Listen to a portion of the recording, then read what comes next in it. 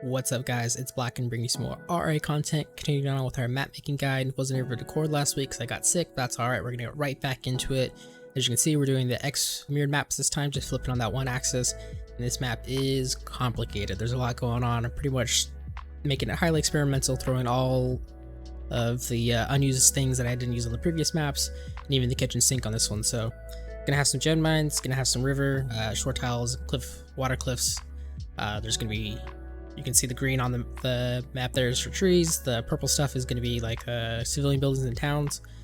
And then I also have a bunch of numbers and some lines there. That's just kind of to really help me kind of quantify the distances I need for this map, since this map is a little bit more tricky to make, since you can quickly make it too big or too small. And I wanted to have some better idea of the distance going in before I made the map. So you can see this map also contains a custom palette. I had it all loaded up and resized it with the utility tool before I started recording this. First things first, I was going to find that centerpiece, and then I'm going to make that split in the middle like I do with the 45-degree maps.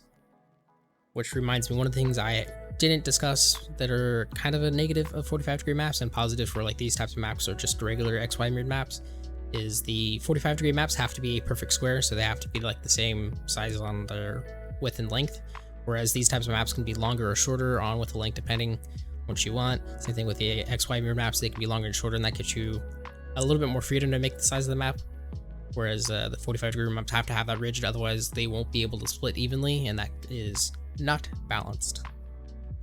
You can see a little bit here that I'm kind of changing up the order that I typically make maps in. I still found that center, still found that middle line, but I'm not going straight to spawn and then working on like the spawning location first. I'm more concerned with like the ore and the distances between mines, since that is a major factor on this type of map.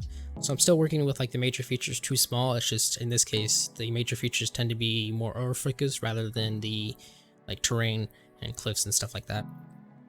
Once I got where I want the ore mines, I'll go into some of the other major features, and I guess in this case it's not necessarily a major feature but a prominent feature. That's going to be the water that kind of surrounds this peninsula.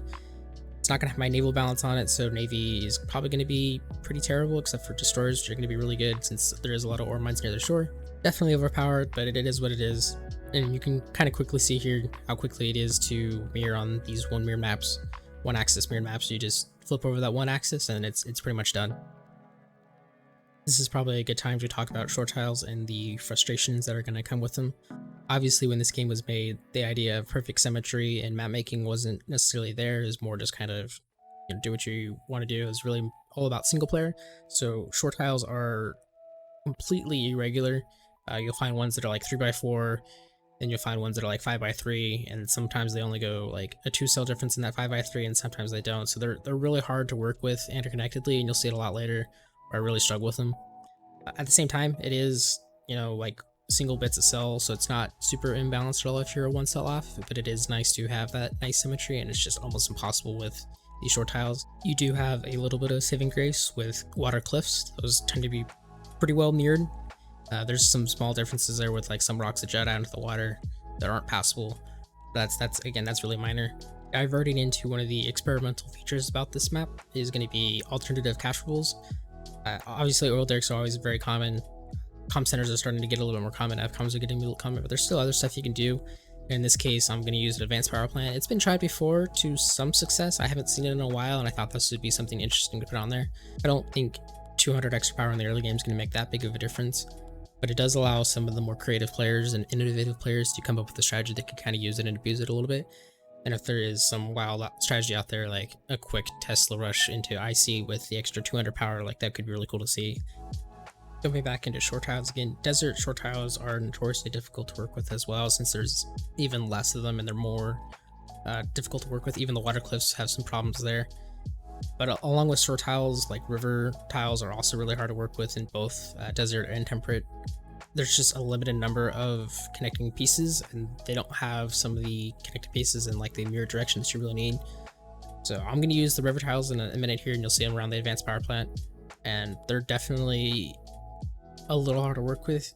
For instance, the horizontal sections there's like a long piece and there's a single cell piece, or technically it's a 1x2, but it covers 1 cell in the horizontal direction, and that's all you have.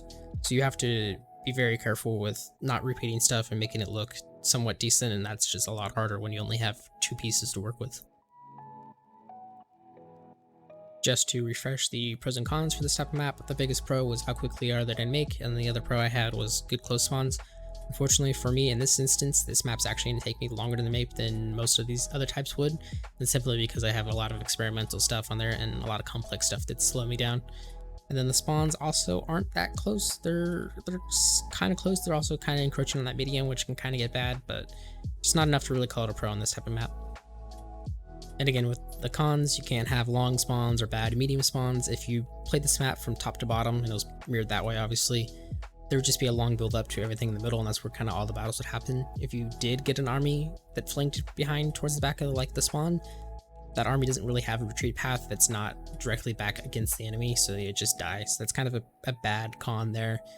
Players are going to have to expand parallel. I've kind of break that up a little bit with, you know, are they going to go north or south? There is some reason to go north and grab the double expo there, and then maybe try to hop over and grab your opponent's double expo. That could kind of break up the symmetry of the map a little bit, but that's going to be up to the players. Rigid halves, that's very obvious with the split down the middle of the water tiles. Everything's going to be on one half or the other, and then the middle can be too powerful. I've got plans to break that up with the town in the middle and the trees and stuff like that to kind of clog up the middle a little bit, but again, that's going to come down to more not having ore that's directly in the middle, or having stuff that's not super powerful to have in the middle. Like having the oils there is fine. Other than that, I'm just gonna make the middle pretty much barren of actual any objective. Now that I feel comfortable with one half of the map, I'll start mirrored on the other. I'm gonna start with the cliffs around the comm center, and then I'll go down into the river with the advanced power plant after that. And then the next big step after that is gonna be the shores, and that's where it's gonna get really time consuming, really complicated, because I really want those to be nice and neat.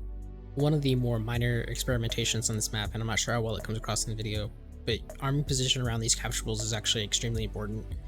If you kind of look closely at the advanced power plants, there's only 3 spots the engineer can realistically capture from, and all 3 of those spots can be sniped from a rifleman across the river. So you really need your army to be positioned to stop that from happening. But at the same time, if you send all your rifles across towards the middle of the map and cut off that river snipe, and there's some backdoor snipes that you could have, and a rifle could easily get there too. So you're gonna have to spread your army out, not have them all clumped together, which means you might be more vulnerable to people looking to hunt army in the early game rather than just kill an engineer.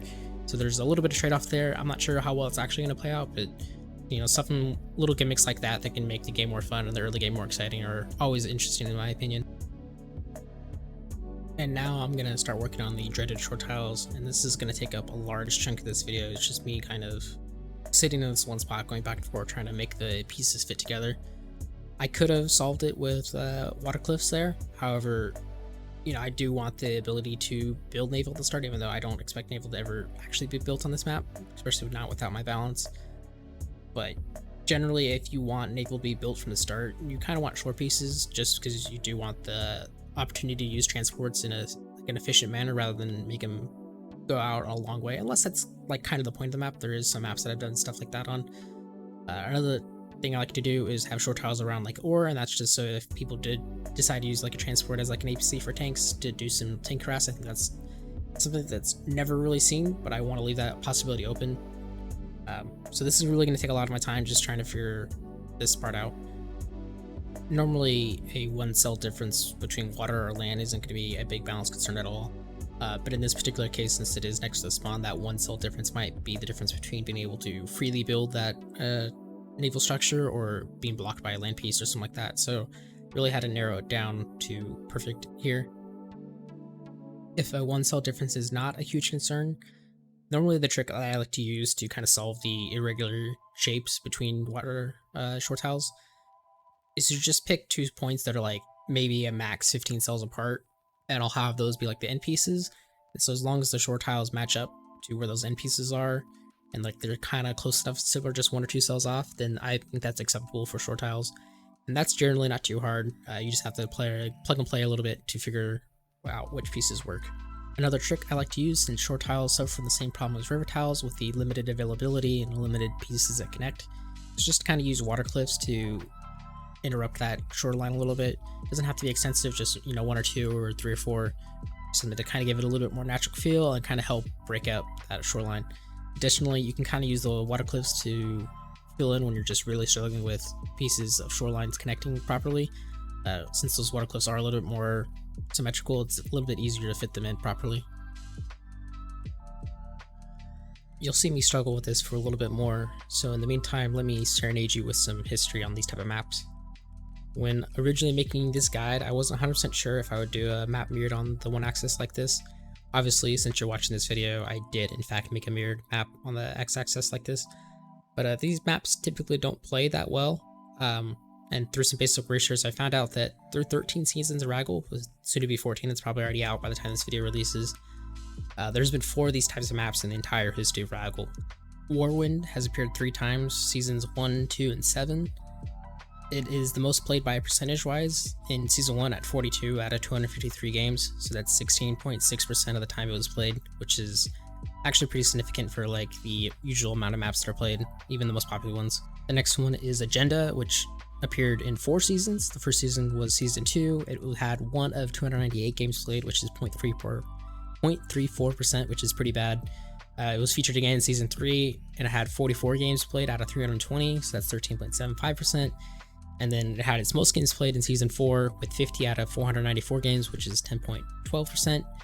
And then once again in season 7, it had 14 out of 296 games, which is 4.73%.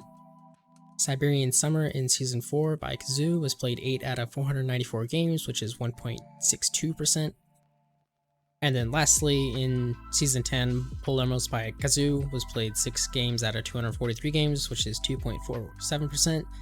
So as you can see, there's been a downtrend in these types of maps being played and their popularity going through the years. Part of that could have been because, you know, Warwind and Agenda are kind of old maps, they don't play so well anymore. But I think Palermo's was still pretty new and it just didn't capture a lot of the games on there. So there simply hasn't been a large of these maps that people have liked. However, that really shouldn't discourage you from making them. In fact, that's kind of what inspired me to make this one. If the 45-degree cousins can be good, then there ought to be an X or Y flip map that plays nice too. I invite the challenge, which is actually kind of funny because as of making this video, Kazoo's Dragon King map made it into Raggle Season 14. So there's a chance that we have a good map mirrored on one axis, and we'll have to see after Season 14. Finally got that difficult shore section finished, and now I'm going to go into the water cliffs. As you can see, I'm using the single cliff sections to extend the straightness and length of the long straight sections here and just kind of break up the repetitiveness of some of the tiles, so these are going to be harder to see. And additionally, you can see that I'm also just overall breaking up the water shoreline with the cliffs and interspersing it with the shore and cliffs together. I'm also making sure there is landing spots for transports by the ORA, just in case that ever does happen. Like I said before, I don't think I've ever actually seen it happen, but it's something that I'm still just gently encouraging in case it ever does happen. Next, I'm just getting on and making sure the ore mines are mirrored on the other side of the map, which leads me into a good segue. I've talked about gem mines. I've mentioned it before, gem mines are a little bit weird and can be a little bit tricky. They reproduce faster than normal ore does, but they're less dense than normal ore. At the same time, a full load of gems in an ore truck is double the ore mine, so the math kind of works out to they're like 1.84 of an ore mine, of an empty ore mine I should say, with a full ore mine or like a full patch, depending on what you want to define that as, is a little bit different. But one of the biggest problems with them is since they do reproduce faster, your ore trucks tend to freak out, and if there's like ore near them, they'll skip over from the gem mine because they'll harvest it faster, even though they're reproducing faster. So it's really weird. You have to be very careful of that. So you want to make sure they're nice and spaced out. That's why I like maps like Elevation, Duskwood, Wormrot, Jungle Boogie. Any of those maps that have ore mines far away are really nice, whereas stuff like Cow Level, where it has an ore mine and you start, is kind of bad because your harvesters will jump off it constantly, and that can be really annoying. It can kind of happen a little bit with on maps like Elevation and stuff too, just because ore mine or harvesters have a ridiculously long search path, and that should probably be fixed, but something to be mindful of when placing ore mines and gem mines. Additionally, something that I kind of changed after this video was made was changing the spots of these gem mines. I switched them with the double mine patches that are kind of to the above and to the right or left of these gem mines. And that's simply because, one, I was kind of worried about those harvesters jumping over to the other gem mines since they are kind of close. They shouldn't. That should be outside the scan radius, but sometimes depending on where your rough placement is, it can change things. And at the same time, I was kind of worried about a balance issue. If you manage to take both those gem mines, that's pretty powerful. Or, you know, if you can manage to take the top versus the bottom, then maybe it'd be okay. But the way the map is gonna play out, in my mind at least, is that it's just gonna be split down that middle line. And if somebody did manage to push through that bottom and take that gem mine, it might be a little too powerful. To take a step back and kind of talk about experimentations and like the gimmicks and stuff on a map, like I said in previous videos, typically I don't have too many gimmicks on a map at one time. I might have like 1 or 2 major ones and maybe a few small ones. This map in particular seems to have a lot of major ones and a lot of small ones. I don't generally recommend that just because it's hard to narrow down whether those gimmicks work or not when there's so much other variables in play. So typically 1 or 2 is a lot easier to work with, and you can kind of narrow down like, okay, yeah, that's a bad gimmick, I should probably not do that, or it could be good, I just need to fix some stuff. That's just something to keep in mind.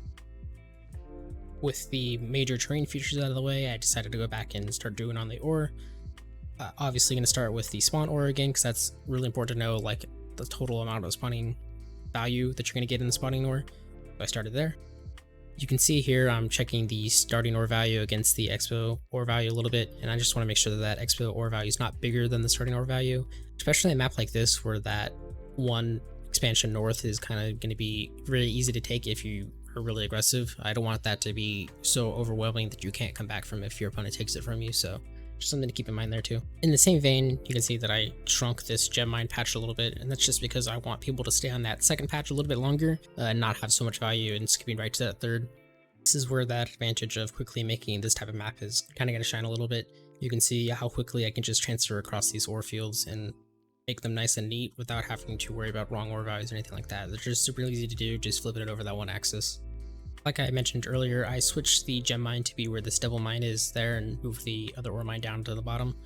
I think this is going to be a little bit more interesting on whether players expand to the north first or to the south first. I think south is going to be a little bit more valuable, but you could have that argument of going north and trying to capture your opponent's double expo there, since it is relatively close, is a safe option. This could play out a little bit like Marigold Town does, where you kind of expand towards that double expo to the north that's kind of close to your opponent's one. You can kind of take it, or you could kind of go for the more longer route, which is expand towards the middle and then expand towards the bottom and try to cut your opponent off there. Another minor gimmick of experimentation on this map is the ore value and the ore mines. Obviously 6 ore mines and 1 gem mine is going to be, you know, somewhere between that 7 and 8 ore mines, and you're going to have a little bit less on the starting eco with only 2 ore mines and a little bit less of the total ore value at the starting there, which was like 2300.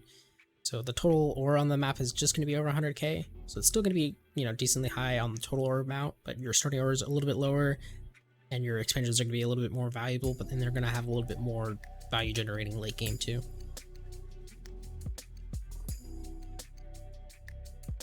Now I'm going to move into the trees and debris and stuff like that. These like enclosed areas around the oil derricks aren't going to be very neat for cliffs, so those are mostly going to be filled with trees and debris, and I'll just kind of polish it up with the trees around there too to kind of make it look like a forest sparsely throughout the place.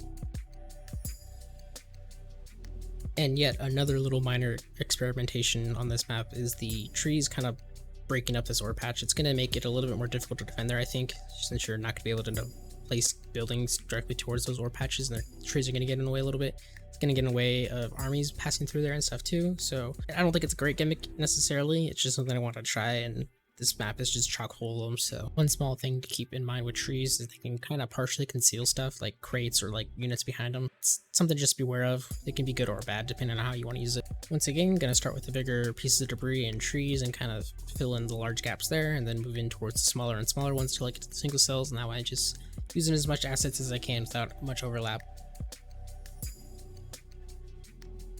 I don't think I've actually brought it up before, but the reason that I try not to have overlap of assets and like that, especially actors, is that can kind of slow up the game if there's a ton of actors on a map, especially if they're overlapping. Other problems that cause that is like bridges cause problems with pathfinding, so you won't see a lot of them, and that's one of the things I didn't even use on this map actually. So you have to be wary of those. There's been improvements to the engine over the years that make those less impactful than they are, or they were, so that's always nice, but just something to keep in mind. And speaking of engine changes, it's a little bit of a tangent, but I think those also drive map making creation a little bit too, with Opportunity Fire as an example. that really allowed for more maps with flanking styles to be made, like in the modern time, as whereas before like chokes were more centered because artillery was better. Decided here that there's going to be a lot of dead space on these maps, especially behind the flanks.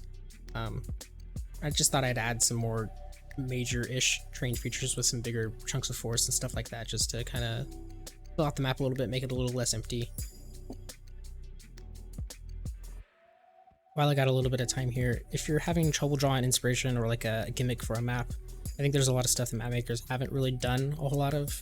Crates are like something that you could do. Mining crates in the beginning, maybe even a heal crate if you're feeling extra bold.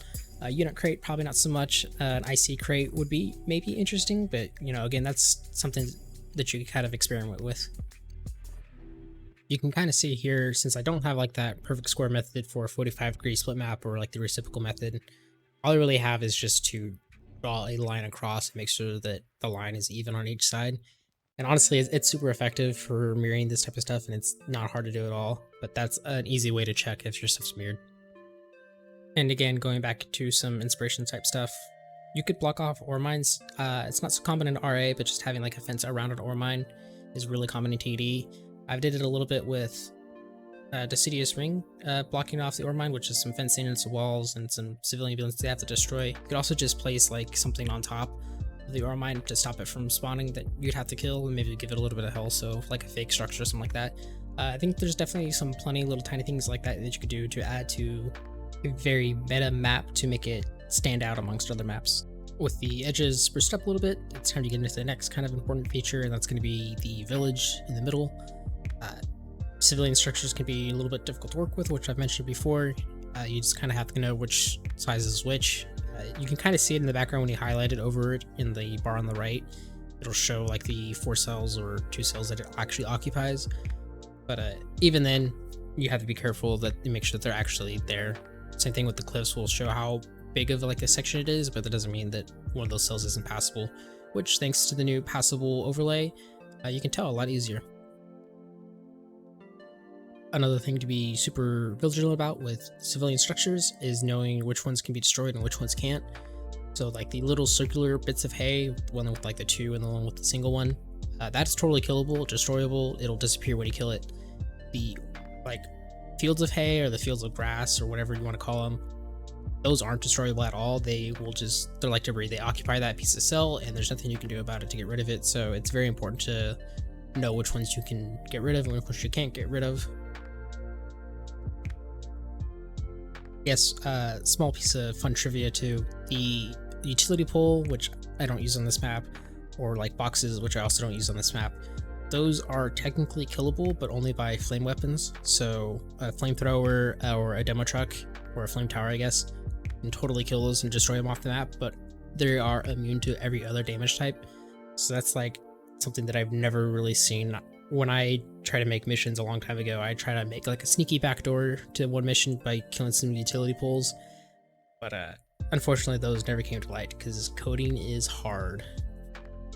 I think it's very common to leave a village how I left it right here and not add like trees or debris or something like that, but you definitely should. It just makes it look a little bit more better than it would without it.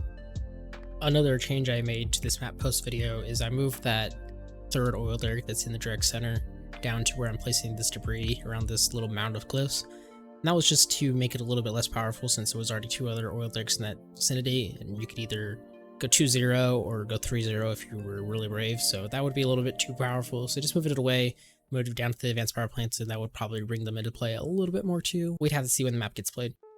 Typically, random pieces of debris on the map aren't very impactful at all, but you do have to be careful when they are around capturables like this. You don't want one side to be able to fit more rifles than the other. And now, just to give it even more excitement, I'm going back and adding some barrels next to these capturables, either to make them more harder to capture or just kind of weaken them a little bit, because why not? Barrels and fences are one of those tiny things that can make a big difference in the game. Barrels obviously killing units, fences, if you can hear them crush, you know there's a vehicle out there, and that can make a difference in your strategy and whatnot.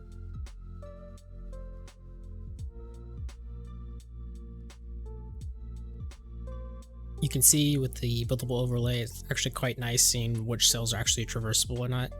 You can see a little bit of the difference in the cliffs and which ones you can pass by and which ones you can't.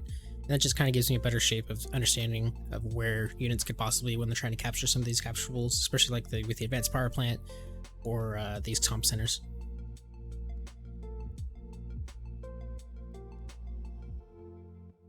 It's time to finally get some roads on this map, bringing out the liveliness through them. Roads aren't going to be very beneficial on this map at all. There's one section that I'm planning on making all-ins a little bit of a interesting dynamic. You're not going to want to all-in to push somebody off the ores since there's only 2 ore mines there. Like, that's not going to cause the game to end, which is almost backwards. It actually might, I'm not entirely sure, but I would think that with less ore mines, you're less likely to end the game since they're going to be able to recover better just by moving away. And then that one ore patch having the gem mine and the ore mine there is probably going to be a little bit of a factor in that too. At the same time, that might make a true all-in a little bit more impactful, where you just sell your MCV and only have like a Rax or a Ref or something like that. We'll have to see when this game gets played.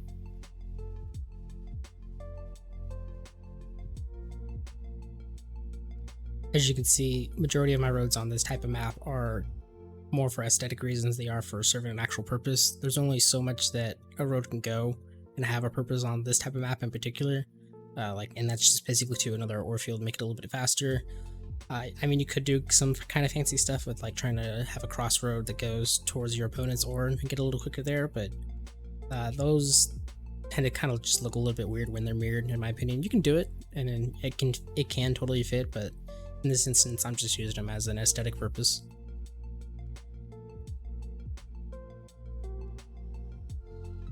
Now that the majority of the map is done, or at least like all the major defining features, I think it's interesting that I didn't intentionally or consciously draw inspiration from Dragon King from Kazoo, but looking at the way like I did the capturables for like the comp center and the advanced power plant and stuff like that, and even the oil derricks in the middle, definitely a little bit reminiscent of those, just with the nature of the choke and everything like that. Other than that, I think the majority of the inspiration just came from those 45-degree weird maps, and I wanted to do something like that, but just on that one axis flip this time.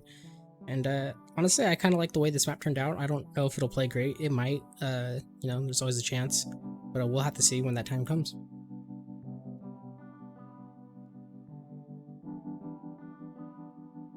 You can kind of see it a little bit, but there's one piece of road that is always so annoying to deal with, and that's the one that connects a southern running road to a diagonal running road going towards like the northwest. For some reason, this type of road piece is different than all the other ones of the same connecting type. This one is like not 2 cells, it's just 1 cell, and then it immediately deviates. So whenever using this type of road piece, you really have to be careful. It's not going to make a huge difference if you have 1 extra cell of road, and it's sometimes unavoidable, but you'll see it a lot here where I have to like go out and copy and paste a little section of road just to make it complete, or I have to go add another cell somewhere else because it totally changes the mirroring of it. A little bit annoying, and just something to be aware of.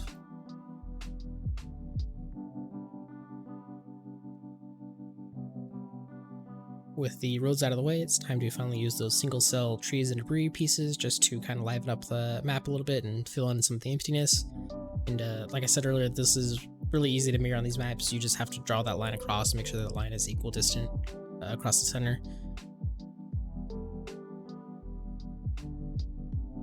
I'm still gonna have to go back and count with my walk in the water debris just to make sure I have the same number on each side, and I think that's always just something smart to do. You actually notice there is a piece of water that I missed putting a tree on, and it kind of confused me a little bit at the end. You know, I'll leave you all to guess, see if you can find it, but I did manage to fix it in post, so don't worry if the map is not totally symmetrical in the video. It will be in post, I promise.